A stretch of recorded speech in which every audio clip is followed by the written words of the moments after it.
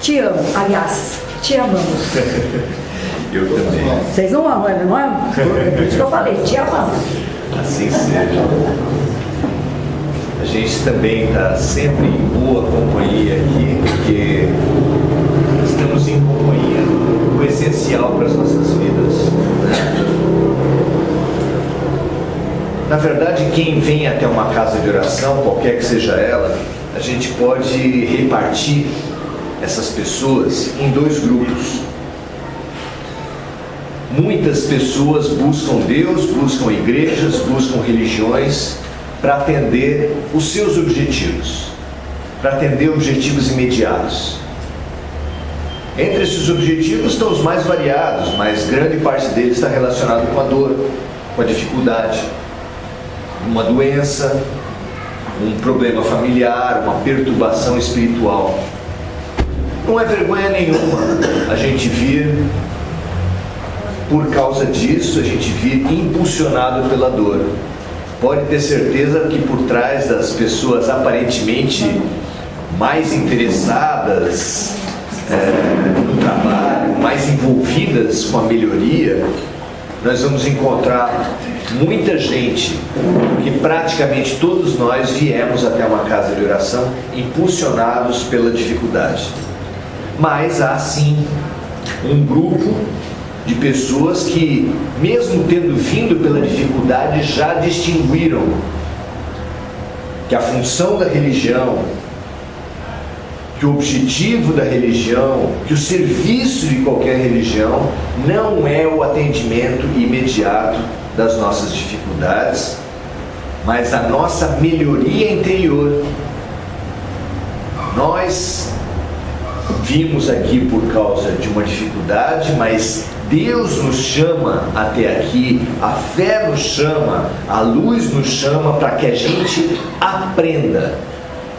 É mais ou menos como numa escola de periferia, em que muitas crianças vão até lá pela merenda. Mas o professor e os pais não pensam assim, eles sabem que a criança precisa lá para quê? Para aprender, para se preparar para o futuro, para ser uma pessoa melhor, mais capacitada para viver melhor. E a mesma coisa acontece aqui com a gente. Nós somos os aluninhos, que a gente muitas vezes vem pela merenda e não é problema nenhum, mas a verdadeira sede, a verdadeira fome da gente, a verdadeira necessidade que nós temos é pelo nosso aprendizado. Inclusive porque a dor só chegou até a nossa vida porque a gente se fez cego aos aprendizados. E isso é uma coisa que nem todo mundo consegue perceber. A gente lendo um livro, um romance espírita, a gente analisando a vida, a gente vai perceber que Deus tem uma didática para nos chamar à sensibilização, para nos chamar ao aprendizado. Ele geralmente nos chama ao aprendizado através das pessoas que estão à nossa volta. Os nossos parentes, os nossos colegas de trabalho, e a gente é chamado a, pela solidariedade, aprender. Às vezes é até uma pessoa desconhecida que aparece na nossa vida e que nos escolhe para contar a vida dela no ônibus, na fila de banco. Não é verdade? E as pessoas nos chamam e é a vida que está nos chamando. Parece que é uma coisa gratuita, que é uma coisa do nada, como se diz hoje, mas não é do nada. Todas as pessoas, todos os fatos que acontecem à nossa volta são chamamentos. Chamamentos ao aprendizado, mas nem todo mundo atende. Tem gente que é adepto da filosofia, cada um no seu quadrado, né? Ema, cada um com seus problemas, né? Quem fala assim já tem dois problemas. Um porque está falando errado e outro porque o nosso problema, a nossa razão de viver é a solidariedade, é ajudarmos uns aos outros. É por isso que a gente aprendeu lá na novela Caminho das Índias que os hindus lá nas Índias, eles já conhecem a lei de causa e efeito, a lei do karma, como eles chamam, há muito tempo. Mas sem o aprendizado de Jesus Cristo, eles lá acham que quem é da classe rica não pode se relacionar com o pobre, não pode nem mesmo ajudar, nem mesmo prestar uma solidariedade, porque se a pessoa está sofrendo, dizem eles, está sofrendo pela vontade de Deus, e quem somos nós para interferir na vontade de Deus? Então eles acham que quem está sofrendo tem que deixar sofrer. É errado ajudar uma pessoa que está sofrendo. Vê se pode. Aqui, a lei de causa e efeito, a lei da reencarnação, a lei das vidas sucessivas diz o contrário. Porque Kardec, desde o início, falou que moralmente o Espiritismo nada teria a acrescentar a Jesus Cristo. Ele só veio, o Consolador prometido, o Espiritismo só veio explicar, só veio mostrar por que mecanismos Deus opera nas nossas vidas. Porque não há realmente como a gente entender a vida, entender uma doença de nascença, entender por que um filho é mais inteligente que o outro, porque um acidente acontece com a gente sem a gente ter pensado em nada disso. Muita doença acontece porque a gente mesmo é que provocou. A pessoa fuma muito, depois tem um câncer. Mas tem gente que não tem comportamento de risco e a doença vem do mesmo jeito. Como é que a medicina explica? As pessoas explicam pelo acaso, pela sorte, pelo azar. Mas explicar pelo acaso é não explicar nada. Vamos e venhamos. Só mesmo com a lei de causa e efeito. E o Espiritismo conseguiu juntar duas grandes ferramentas para a gente viver, que é exatamente o mecanismo das vidas sucessivas somado à lei de amor trazida por Jesus. Somada essas duas, a lei de solidariedade com a lei das vidas sucessivas, a gente é capaz de entender a razão das coisas acontecerem na nossa vida. E entendendo, a gente deixa de brigar com a vida. Vocês já notaram como a gente briga com a vida? A começar pelo tempo, né? Se está chovendo, está ruim. Se para de chover, ai que calor infernal. Se baixa a temperatura, tudo tem motivo de briga. Tudo acontece e a gente vai brigando com todos os fatos. Tudo que acontece à nossa volta merece a nossa crítica. Todas as pessoas são erradas, né? Menos a gente, é claro. Porque é bom a gente criticar os outros exatamente para se elevar, né? Na dificuldade da gente melhorar, a gente corta a canela dos outros e a gente fica mais alto, né? Só que é uma ilusão. É uma ilusão. Achar que cresce falando mal do outro é uma ilusão. Porque não só você não cresce, como ainda falar mal dos outros, ainda te atrai, ainda te coloca numa frequência espiritual mais baixa. Ainda te atrai influências espirituais que prejudicam a tua vida. Não se iludam. Quem faz fofoca atrai fofoqueiro. Quem pratica maledicência atrai pessoas também ligadas à calúnia, difamação aqui na terra e também no mundo espiritual. Aquele ditado, diga-me com quem andas e te direi quem és, no aspecto espiritual é mais amplo, porque a gente fala assim, diga-me o que sentes e o que pensas, e eu te direi com quem andas e eu te direi quem és. Então, para nós que vimos com a dor aqui, a gente precisa entender que a dor chega à nossa vida por chamamento nosso, por convite nosso. Jesus foi muito claro quando disse que nós aprenderíamos pelo amor ou pela dor. Mas isso quer dizer que a primeira professora na escola de Deus é sempre a professora do amor. Mas ela é muito boazinha. Os alunos nem prestam atenção na aula dela, ela dando aula e ninguém nem aí com isso. Aí o diretor da escola, como não desiste da sala de aula, ele tira a professora do amor e traz a professora da dor, que é uma professora mais rígida, mais séria, que vai fazer a classe ficar em silêncio e prestar atenção nela. Ou não é verdade que a gente é muito mais fácil da gente negar o convite da solidariedade, alguém que aparece precisando da nossa ajuda? Esse às vezes a gente deixa de lado, mas quando vem na pele da gente através da doença, dá para fugir? É difícil, é bem mais difícil você fugir da doença. Tem gente que foge, que não se cuida, que vai atrair as coisas ruins, que deixa o pior acontecer. Mas a maioria de nós, quando o problema chega na pele, quando o problema bate na gente, a gente busca ajuda. E buscando ajuda, uma das ajudas que todo doente, que todo aflito, que toda pessoa que passa por dificuldade lembra, é de Deus. Então toda pessoa, todos nós que sofremos, somos chamados, somos convidados a Deus. É verdade que alguns não atendem, mas nós somos todos chamados. O pior para aqueles que não atendem é que a dor também acaba sendo progressiva. Uma parte de vocês aqui veio buscar Deus pela dor que chegou até um parente seu.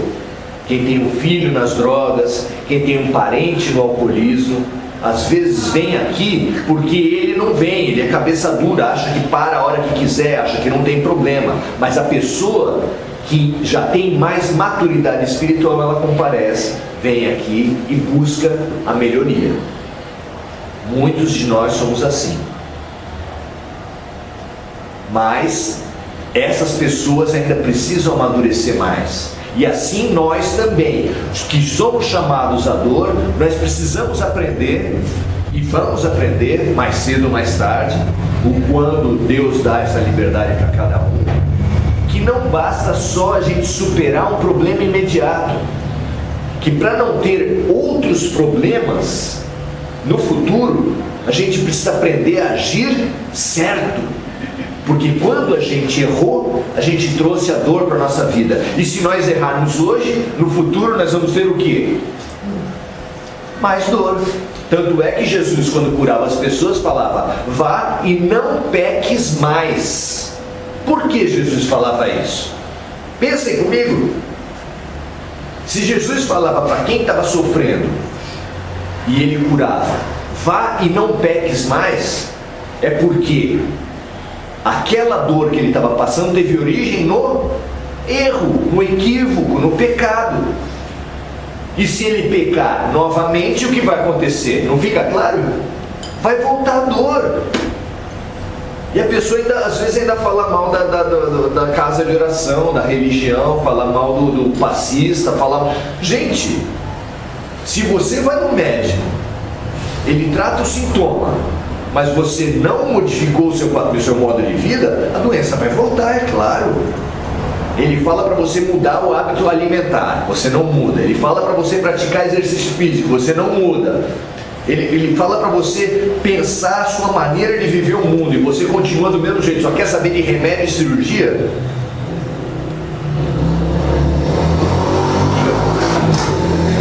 E no aspecto espiritual é a mesma coisa, nós gostamos da solução externa, solução que vem de fora para dentro. Mas na passagem de hoje, desse livro Vinha de Luz, de autoria de Chico Xavier e Emmanuel, que eu recomendo, da série Fonte Viva, Jesus nos orienta, é uma passagem muito rápida em que Jesus nos orienta que o reino de Deus está no meio de vós. Nós que gostamos de procurar a salvação, a melhoria, a harmonia, o reino de Deus fora, a gente às vezes pode demorar mais ou demorar menos, mas um dia a gente vai perceber aonde ele está. Porque você vai numa religião e ele fala: pratique certos ritos que você vai ficar de bem com Deus. Quais são? Batizar, crismar, comungar, casar, extrema-unção. Você faz essas coisas fora e fica de bem com Deus. Agora vamos e venhamos. Uma pessoa pode fazer muita coisa ruim entre um rito e outro, não é verdade? Ele batiza bebê, então não tem responsabilidade nenhuma. Crisma, um pouquinho mais velho. Depois ele põe hóstia na boca e a hóstia torna a pessoa melhor. Mesmo rezar 20 Pai Nosso e 20 Ave Maria, cada pecado que você tiver. Casar, tem tanta gente casada aqui. E mesmo a extrema unção, ou em outra linha religiosa, pagar o dízimo e louvar, de preferência gritando bem alto. Isso melhora alguém? E mesmo no espiritismo, a pessoa ouvindo bastante palestra e tomando bastante passe resolve alguma coisa? Por que será que não resolve? Porque é claro que a salvação, é claro que a melhoria, que a elevação espiritual, que o afastamento das dores da nossa vida está nas nossas decisões. Chico Xavier foi muito feliz ao falar para a gente que sofre agora não pode voltar atrás no túnel do tempo, tomar outras decisões ao invés das decisões erradas que a gente tomou, para apagar as nossas dores de agora. Não dá. Se a gente sabe que as nossas dores vieram dos nossos pecados, nossos equívocos, a gente vai para o túnel do tempo, volta, toma outra decisão e acaba com a dor de agora. Isso a gente não pode fazer, é claro, mas a gente pode fazer isso com relação ao futuro. Como que a gente evita as dores no futuro? Deixando de se equivocar agora, deixando de errar agora. Conhece-se uma árvore pelos seus frutos. Se uma religião não melhora os seus seguidores, ela é ilusão. Ela está iludindo as pessoas. Ou então o seguidor está se iludindo com ela, porque acha que só precisa fazer as coisas externas. No Espiritismo, a gente não entra nessa questão e precisa falar claramente para vocês: a altura da saia não torna a mulher virtuosa ou pecadora. O tamanho do cabelo não muda a cabeça de uma pessoa. Cabelo é fora, o que interessa é dentro. A quantidade de Pai Nosso que você reza por dia não melhora em nada a tua vida. O Pai Nosso só melhora a gente, só melhora a nossa sintonia pela qualidade, não pela quantidade. O volume, se você gritar bastante, fizer uma oração gritando ou uma oração em silêncio, a oração gritando é melhor? Se o próprio Jesus falou para a gente orar em segredo, porque teu Pai que te olha em segredo vai te ouvir. Nós não precisamos gritar, como a gente vê nas pichações. Deus não é surdo. Mas a gente adora os caminhos, os atalhos, adora as soluções externas, porque a solução interna cá para nós ela é mais complicada. Se melhorar internamente, perdoar, o que é mais fácil? Pagar o dízimo ou perdoar? Pagar o dízimo. Ora, se tivesse alguma maneira de pagar algum plano facilitado e não ter mais problema nenhum na vida, você não optaria por pagar? Paga R$100 e nunca mais vai ter problema na vida. Nossa Senhora! Qualquer coisa, qualquer 200, 500, estamos no lucro. Só que não é verdade.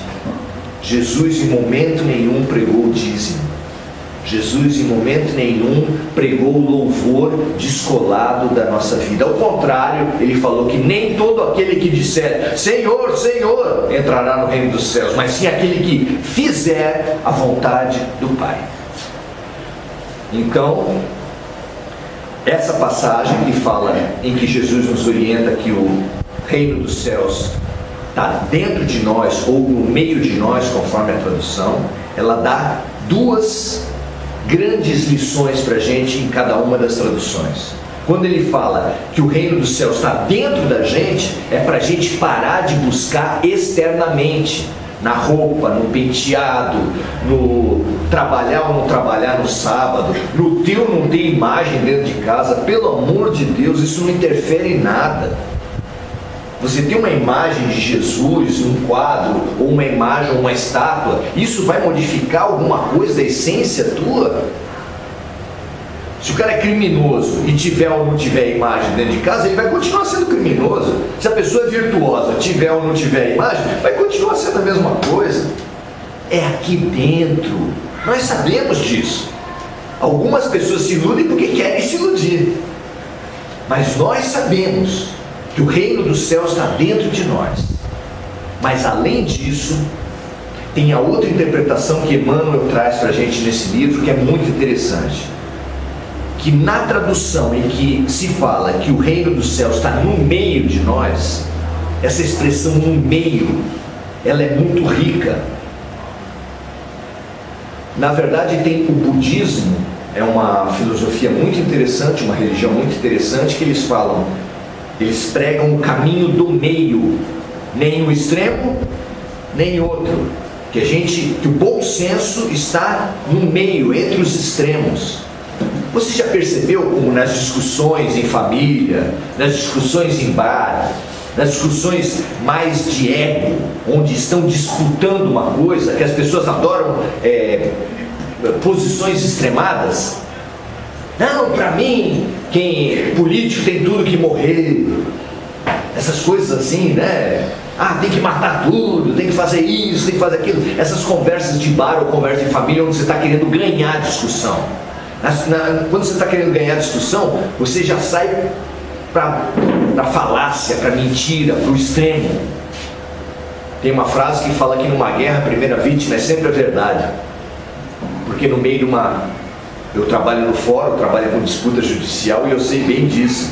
As alegações são as mais despropositadas, se faz calúnias o tempo todo. Então é aí que a gente precisa perceber, as posições extremadas, elas são típicas do ego. Ah, corintiano é tudo isso. Eu não vou falar o que é porque fica feio. Ou o corintiano fala que o palmeirense ou o santista é tudo aquilo. Também não vou falar o que é porque também fica feio.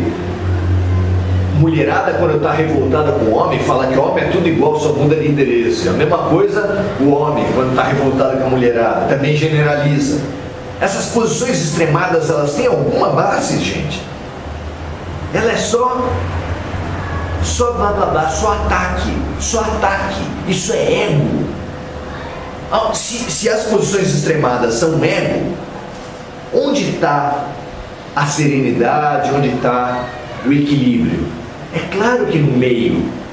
É claro que nem toda mulher é de um jeito e nem todo homem é do outro. Há homens de todo tipo, mulheres de todo tipo. É claro que os negros não podem ser colocados numa mesma gaveta como se agissem todos de uma mesma forma, como fala o preconceito. Negro, quando não faz na entrada, faz na saída. Será que negros são todos iguais? Os japoneses são todos iguais? Os brancos são todos iguais? Isso é tudo fala do ego. A cada vez que você tomar uma posição extremada, preocupe-se,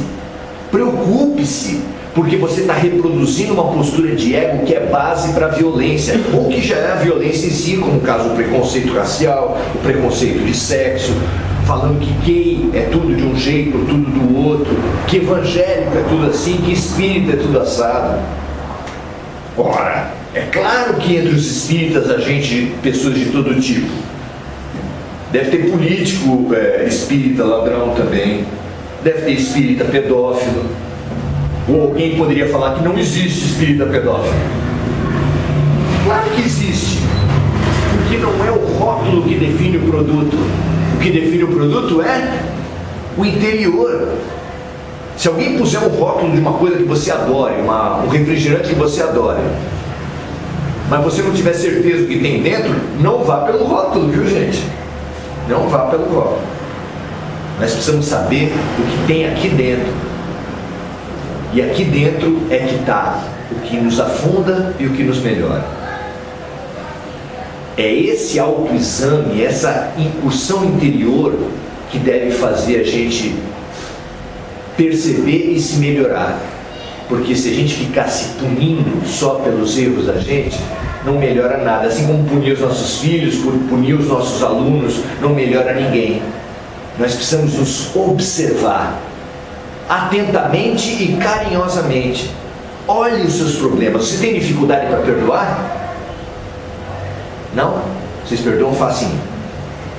Errou com vocês, no dia seguinte vocês já estão pedindo perdão, está tudo tranquilo. Bem difícil. E a gente, quando não é capaz de perdoar ao outro, nem perdoar a si, a gente vai acumulando mágoas, acumulando culpas, acumulando sujeira. Depois essa sujeira se transforma em doença, em conflito, em desarmonia. Ah, mas eu vou lá no centro e me dão passe. Bacana! E na sua casa? Quem que dá passe na sua casa? Quem que faz limpeza espiritual na casa? Vocês fazem? Faxina espiritual? É como? Passando o evangelho na parede? Diz Chico Xavier que numa das primeiras reuniões que ele fez, falaram para uma pessoa que não sabia nada de espiritismo: aplica o evangelho no Chico. Pegaram o livro e deram umas pancadas na cabeça dele para aplicar o evangelho. Não era nesse sentido. Como é que a gente limpa espiritualmente a nossa casa? Fazendo evangelho em casa.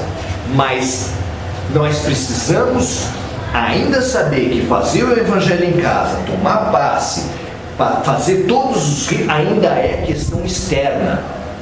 O que vai realmente resolver é a aplicação do evangelho aqui e aqui. Na rua, a gente precisa ser bom e fazer as coisas na vida. Porque hoje em dia está cheio de gente que sabe capítulos e versículos do evangelho, mas continua sendo pilantra do mesmo jeito. Como Jesus anunciou para o fim dos tempos: haverá falsos cristos e falsos profetas. O que não falta é cristão. Tem de tudo, né? Cristão ladrão, cristão estelionatário, cristão pedófilo, cristão na Lava Jato. Tá cheio, viu? Tem vários.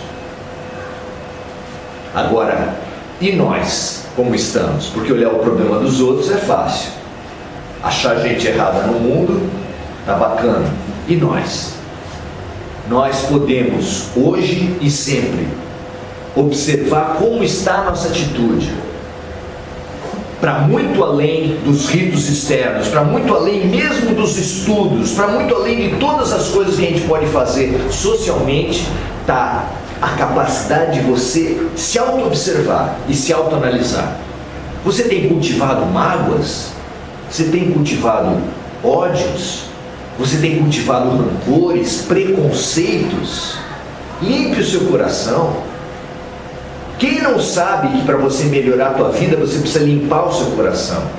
E quem não sabe que água benta ou água fluidificada ou qualquer coisa externa não vai limpar o seu coração, pelo menos permanentemente?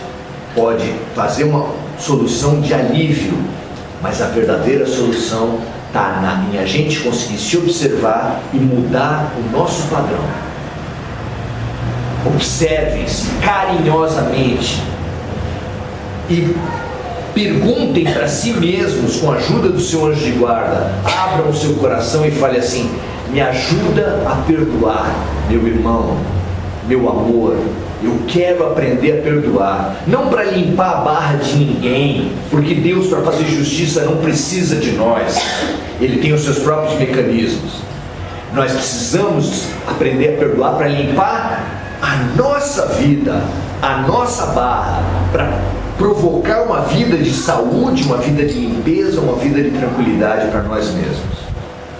Essa é a cura que Jesus nos ensinou há muito tempo. Esse é o caminho para o reino dos céus.